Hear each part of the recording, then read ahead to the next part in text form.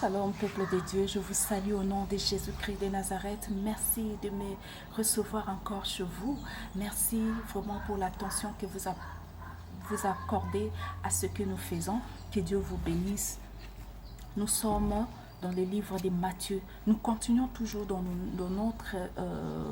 notre pensée. Mon peuple périt par faute de connaissances. Vous retrouverez cela dans le livre d'Osée 4, 6. Mais pour ce matin, nous sommes dans le livre de Matthieu 24, là où nous nous sommes limités. L'autre fois, je vais lire ça au nom de Jésus-Christ de Nazareth pour nous tous. Nous sommes dans le verset 22 de Matthieu 24. J'ai lu et je vais descendre. Et si ces jours n'eussent été abrégés, nulle chair n'eût été sauvée. Mais à cause des élus, ces jours-là seront abrégés. Alors si quelqu'un vous dit, voici le Christ est ici, ou il est là, ne le croyez pas. Car il se lèvera des faux Christ et des faux prophètes, et ils montreront des consignes et des prodiges, de manière à séduire si possible même les élus. Voici, je vous l'ai dit à l'avance. Si donc on vous dit, voici il est au désert, ne sortez pas. Voici il est dans les chambres intérieures, ne le croyez pas. Là c'est du verset 22 au verset 26 du Matthieu 24. Donc Jésus-Christ nous a déjà prévenus, la parole de Dieu est claire, il n'y a même pas d'explication à donner là-dessus. Comme vous les lisez chez vous, vous-même vous comprenez. Jésus-Christ nous a déjà avertis qu'il y aurait des faux Christ. Et le faux Christ là, permettez-moi de vous dire qu'il le dit, il le cite au pluriel. Il ne parle pas d'un faux Christ, il dit plusieurs faux Christ. C'est qu'il voulait dire. Il le dit au pluriel. Il s'élèvera de faux Christ, beaucoup de faux Christ, c'est-à-dire des démons qui se déguisent en anges des lumières, des anges déchus, des démons se déguisent en anges des lumières pour se révéler à certaines personnes ignorantes, ceux qui sont en train de s'égarer. Ils s'égarent en écoutant le faux Christ. Ce sont des gens qui ne connaissent pas la parole de Dieu. Ils se donnent à Jésus-Christ peut-être au départ, mais par manque de connaissances, les faux anges là, les démons, les anges déchus, les faux Christ se révèlent à eux et du coup ils changent leur doctrine, leur entendement, ils changent leur pensée, ils changent leur manière de penser, de réfléchir. Vous verrez qu'ils réfléchissent plutôt autrement, contrairement à la parole de Dieu. Vous verrez que leur façon de donner même les arguments de leur prophétie n'a rien à voir avec la parole de Dieu. Une contradiction totale avec la parole de Dieu. Alors soyons vigilants, soyons éveillés, car les faux Christ se sont levés. Comme vous voyez, il y a des diverses doctrines partout dans le monde, des sectes qui naissent. C'est par manque de connaissance, c'est parce que les faux Christ se sont levés de partout. Parce que quand les gens là créent leur secte, entre guillemets les églises, ce qu'ils appellent l'église là, leur secte, quand ils les créent, ils disent que Dieu s'est révélé à moi, Dieu m'a parlé, alors les versets que Dieu m'a dit, c'était ça, et vous verrez plutôt que la doctrine même de l'Église est basée sur la fausse parole, la mauvaise parole du faux Christ qui s'est révélé à leur prophète, à leur leader principal. Alors faisons très attention pour ne pas tomber dans ce piège-là, dans le piège de l'ennemi. L'ennemi est trop rusé, il y a des faux Christ. Si vous ne le savez pas, si vous ne faisiez pas attention à cette parole, sachez qu'il y a des faux Christ qui sont partout, qui se sont révélés à des faux prophètes qui ont créé je ne sais de quoi, des synagogues ou de quoi, que eux maintenant appellent les enfants de Dieu, ils appellent les églises des enfants de Dieu, des synagogues. Et pourtant c'est nous, des fois ça me fait vraiment rire. Comprenons que les faux Christ sont déjà là, ils sont en train d'opérer. Les faux Christ sont en train de se révéler aux gens. Alors, sans plus tarder, ce matin, j'ai prévu qu'on voie certains points, certaines différences. Comment reconnaître la parole du vrai Christ et des faux Christ? Comment faire une différence entre la parole du vrai Christ et des faux? Parce que le faux s'élève avec les versets bibliques. Et le vrai nous a avertis, nous a dit, je vous les ai déjà avertis, je vous les ai dit en avance. Faites attention. On vous dira Christ est ici. On vous dira il est là, il est dans les déserts, il est sur des montagnes, il est ici, il est là. Ne les croyez pas, ne les croyez surtout pas. Faites attention, comparez tout à la parole de Dieu. Faites la comparaison à la lumière de la parole de Dieu. N'acceptez pas tout, sinon vous risquerez de tomber dans le piège du diable. Et Jésus-Christ a même dit, ils se lèveront avec des grands signes, ils feront des miracles, ils feront tout, ils se lèveront avec des grands signes, ils prédiront même des choses, de manière que tout le monde dira que ce sont des hommes de Dieu. Là, ce sont des faux prophètes. Ils se lèveront avec des grands signes, parce qu'ils ont la puissance de leur maître derrière eux. Ils agissent avec la puissance de leur maître derrière eux. Alors faisons attention de ne pas tomber dans le piège de l'ennemi. Nous, notre maître, c'est le seul Christ. C'est lui qui est mort sur la croix de Golgotha. Jésus-Christ de Nazareth. C'est lui qui s'est donné pour que nous soyons sauvés. Nous n'avons pas un autre. Et il nous révèle sa parole dans cette position debout. Nous, sa parole est comme ça. Pour reconnaître le vrai Christ, sa parole est debout.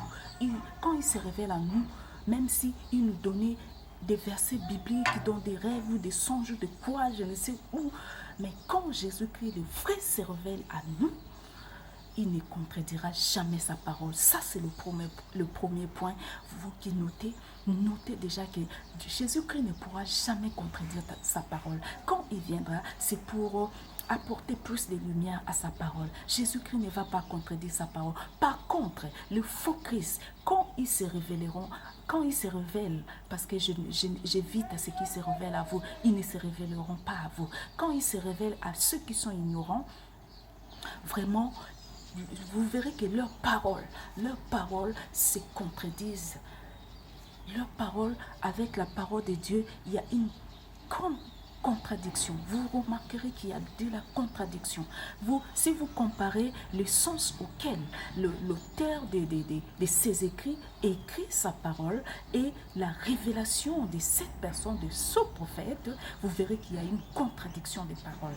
Il y a une contradiction. Sinon, s'il n'y avait pas de contradiction, le diable lui-même, il s'est révélé à Jésus-Christ avec des paroles qui n'avaient pas le même sens.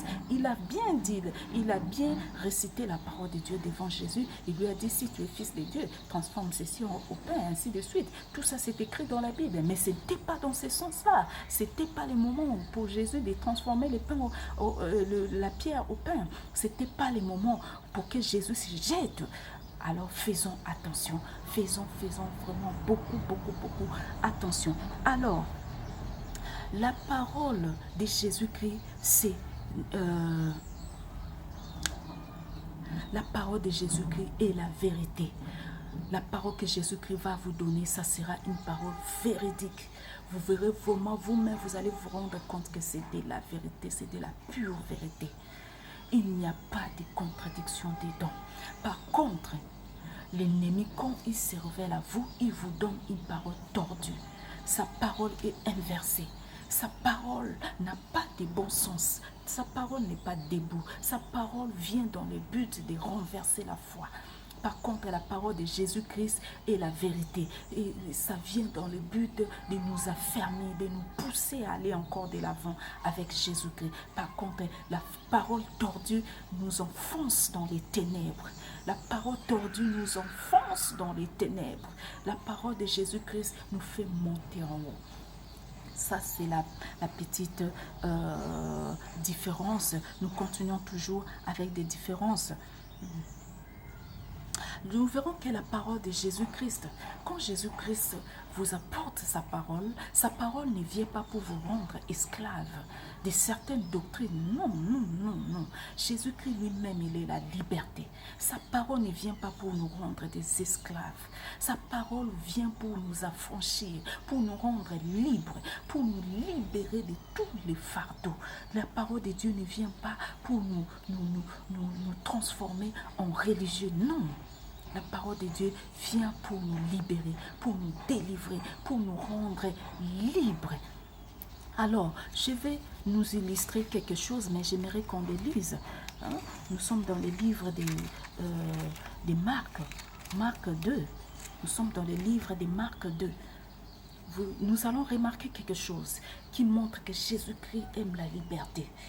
Marc 2, verset 23. Et il arriva qu'il passait par les blés en un jour des sabbats, et ses disciples, chemin faisant, se mirent à arracher des épis. Et les pharisiens lui dirent, voici pourquoi font-ils le jour des sabbats ce qui n'est pas permis.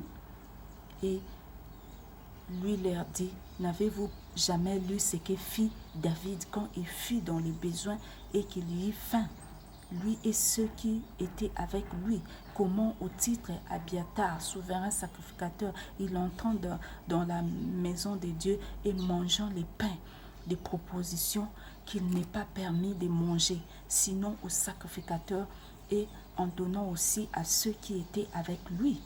Et il leur dit, le sabbat a été fait pour l'homme, non pas l'homme pour le sabbat, de sorte que le Fils de l'homme est Seigneur aussi du sabbat. Et quelque part encore, là je vais illustrer parce que ça nous prend un peu de temps. Vous voyez que Jésus-Christ apporte de la liberté. Lisez Marc 2, 23 à 28. Vous remarquerez que Jésus-Christ aime la liberté. Avant les gens, le jour des sabbats, personne ne peut aller récolter quoi que ce soit. Mais les disciples de Jésus le faisaient. Et Jésus lui-même qui était avec eux ne les interpellait pas. Ne les interpellait pas. Il n'y avait que les sabbats, plutôt les pharisiens qui voyaient le mal partout. Si je peux dire comme ça, les pharisiens qui voyaient le mal partout, c'est eux-là qui se permettaient de juger les autres, qui se permettaient de dire, mais pourquoi le jour des sabbats, il n'est pas permis de faire ceci, il n'est pas permis de faire cela. Mais Jésus-Christ, quand on est en Jésus-Christ, comprenez que quand on est en Jésus-Christ, on est libre. Quand ils étaient hors de Jésus-Christ, ils ne pouvaient jamais récolter les trucs là le jour des sabbats.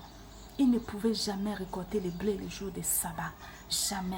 Selon leur loi, c'était interdit. Mais parce qu'ils étaient avec Christ, ils étaient en Christ, ils pouvaient les faire sans problème. Bien aimé, comprenez qu'il y a certaines choses, certaines personnes là, les gens qui sont adeptes de Satan là, il y a certaines choses, ils ne peuvent pas les faire. Ils ne peuvent pas les faire. Pourquoi? Tout simplement parce que leur vie ne les permet pas. Ils sont sous la loi. Les diables, c'est la loi. Ce sont des règles, des principes, des ordonnances. Ils sont sous la loi. Or, nous sommes enfants de Dieu, nous sommes sous la grâce. Nous sommes en Jésus-Christ. Nous sommes plus sous la loi satanique qui nous gère. Pour que je parte à l'église, pour que j'aille prier mon Dieu, je dois me couvrir. C'est comme si, quand j'ai marché, là où je marche, Jésus-Christ n'est plus avec moi. Non. Non, ça c'est de l'hypocrisie. On appelle ça manque de connaissances. Moi, je suis avec Jésus-Christ partout là où je vais. C'est comme si la présence de Dieu, c'est seulement quand je suis en train de prier. Non, je suis avec mon Jésus-Christ partout. Je suis comme les disciples. Ils se promènent avec Jésus-Christ. Donc, ils peuvent tout faire. Et quand je parle de tout faire, ne me comprenez pas en mal pour dire qu'on peut tout faire. Sauf les péchés, sauf ce que notre Dieu refuse. Nous faisons tout, sauf il y a des interdictions, il y a des limites. Nous avons des limites, mais quelque chose qui n'a rien à voir avec mon salut, même si je l'ai pratiqué, ça n'a rien à voir avec mon Dieu. Mais quelque chose qui empêche ma marche chrétienne, qui m'empêche d'avancer avec mon Dieu, qui m'empêche d'exceller avec mon Dieu, je dois arrêter avec, je dois tout faire pour ne pas frustrer mon Dieu, pour ne pas blesser mon Dieu. Alors c'est comme ça. Comprenez que nous étions même dans quel point? Nous étions dans ces points. Les messages de Dieu ne nous rendent pas esclaves de certaines coutumes, de certaines habitudes. Seulement, chaque sabbat, il n'est pas permis chaque sabbat d'aller récolter ceci, d'aller faire ceci. Mais c'est écrit aussi dans la Bible. Pourquoi ces gens-là ne font pas ça? Nous sommes déjà sous la grâce. La grâce de Dieu est sur nous. Nous vivons la liberté de Jésus-Christ de Nazareth. Sa parole ne nous rend plus esclaves des habitudes humaines. Sa parole ne nous rend plus habitudes de quoi que ce soit. Il donne même son exemple, même David. Comprenez que David n'était pas avec Jésus-Christ à l'époque là.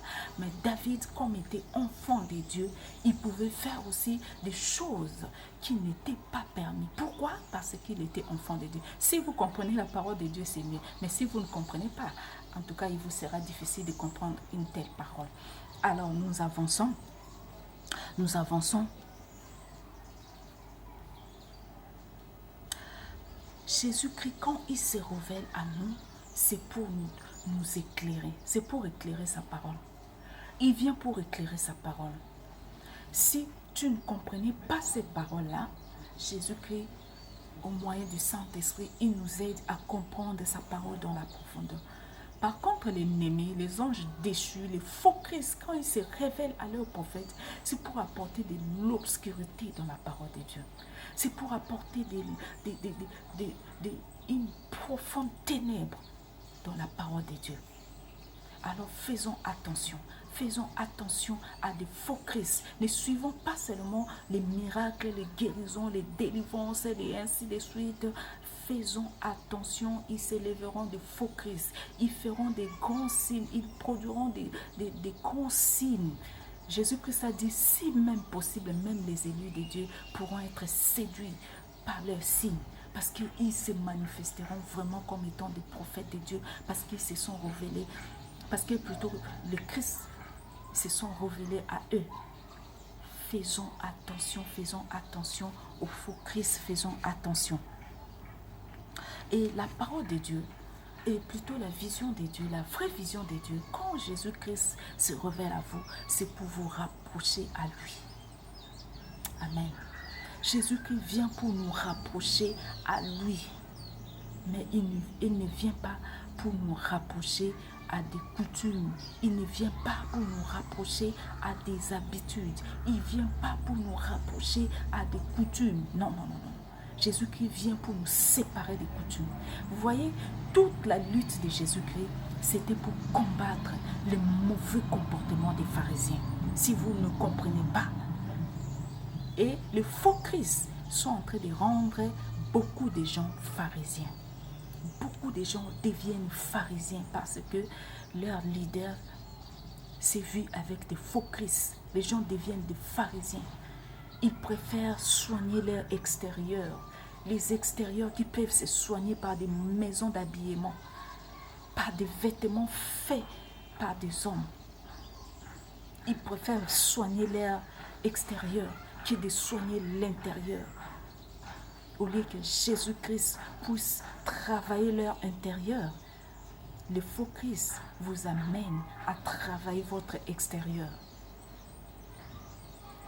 Vous amène, j'attends parler de dépouillement, oh Seigneur Jésus-Christ de Nazareth, des dépouillements. Je promets toujours que je parlerai de ça, je parlerai de ça. La parole de Dieu affranchit, la parole de Dieu va nous affranchir sur ces points-là. J'attends parler de dépouillement, des dépouillements. Beaucoup de gens ignorent.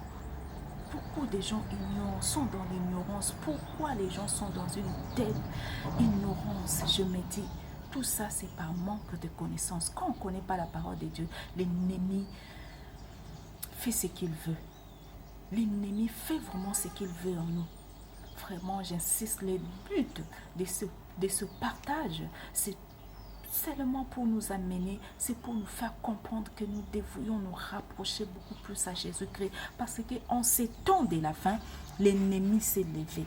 Il s'est levé. La Bible dit, si possible, même les élus. Alors nous sommes là pour prévenir les élus de Dieu, prévenir les enfants de Dieu, prévenir. J'attends des fois même certaines personnes. La personne priait ici, seulement à cause de certaines prophéties de dépouillement, la femme est partie. Des femmes plutôt quittent l'église. Les femmes sont en train de quitter parce que là-bas, ils ont entendu qu'il y a des visions qui viennent du ciel, des visions de l'enfer, des visions, et ainsi de suite, ainsi de suite. Vraiment, Dieu nous fera grâce, on parlera de ça, on va éclaircir le peuple de Dieu sur ces points. Tout ça, ce sont des œuvres du diable. Ce sont des œuvres du diable pour vous rendre esclaves de comportement. Soignez votre apparence. Soignez de ne rester qu'à soigner l'apparence. C'est comme si Jésus-Christ n'était pas là où vous partez étudier. Quand vous partez étudier, vous mettez des foulards sur vos têtes. Et pourtant, je peux être même dans ma classe en connexion avec Jésus-Christ. Pourquoi l'ennemi est en train de mentir les gens jusqu'à ce point-là? Jésus-Christ est avec nous partout. Regardez juste ce verset de Marc 2, 23 à 28. Vous comprendrez que Jésus-Christ aime la liberté. Regardez Adam dans les jardins d'Éden. Vous comprendrez que Dieu aime la liberté. Dieu aime que ses enfants soient libres. Dieu ne donne pas beaucoup de principes. Dieu nous donne quelques principes. Et puis regardez les commandements de Dieu. Les commandements de Dieu, c'est aime ton Dieu et aime ton prochain comme toi-même. Ce sont les plus grands commandements de Dieu. Regardez-moi ça. Regardez-moi ça. Pour aller au ciel, quelqu'un a demandé à Jésus-Christ pour aller au ciel.